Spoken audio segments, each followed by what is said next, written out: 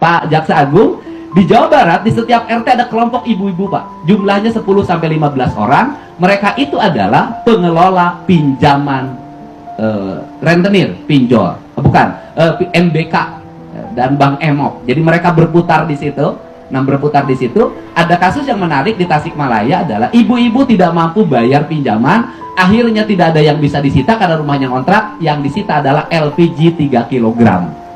Nah, ini terjadi sehingga kenapa saya sampaikan, kenapa saya menghentikan studi tour, menghentikan berbagai kegiatan yang mengeluarkan uang bagi anak sekolah. Sesungguhnya saya secara perlahan lagi menurunkan angka pinjaman pada bank-bank gelap. Dan itu bank gelap bahkan beroperasi terbuka, namanya KOSIPA, Koperasi Simpan Pinjam. Sesungguhnya di dalamnya adalah pinjaman renten. Mereka bisa cepat kaya dalam perputarannya tidak. Mudah-mudahan ini menurut saya adalah pelanggaran pidana. Ini adalah kategorinya bank gelap menurut saya. Mereka tidak bayar pajak, bunganya 10%, di mana orang uang punya 1 miliar, per bulan dia bisa menikmati 100 juta sebagai bunga yang berputar.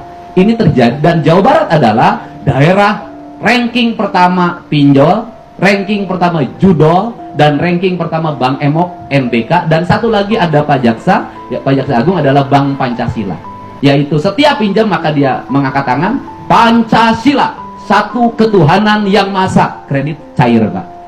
Ini terjadi, saya ngerti betul siklus kehidupan masyarakat, dan itu mendera pada kuli-kuli tandur, kuli nyangkul, sehingga mereka tidak terlepas dari rentenir itu, kemiskinannya terus meningkat. Dan akhirnya mereka tidak menikmati beras, nasi yang dia tanam. Nasi yang dia tanam dia beli lagi ke tempat lain. Sehingga solusi koperasi merah putih sebenarnya solusi strategis.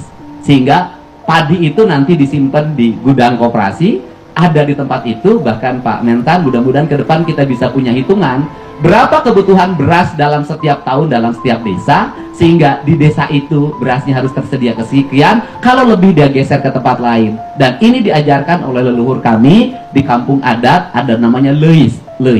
Leit itu tempat menyimpan padi, dan mereka Pak Mentan punya lebih dari 120 paritas yang tidak terlisensikan, dan mereka karena tidak menggunakan pupuk kimia, Dayak karena padinya juga tidak diirik, tidak digiling, kemudian padinya dipotong pakai ani-ani, tapi ani-ani yang dimaksud bukan ani-ani yang viral, ETM itu. Kemudian disimpan di leit, dan padi yang disimpan di leit di kampung-kampung adat ada yang berumur 40 sampai 100 tahun. Dan mereka memiliki ketahanan pangan yang sangat kuat. Untuk itu contoh kampung adat adalah sebuah contoh penting bagaimana membangun ketahanan pangan.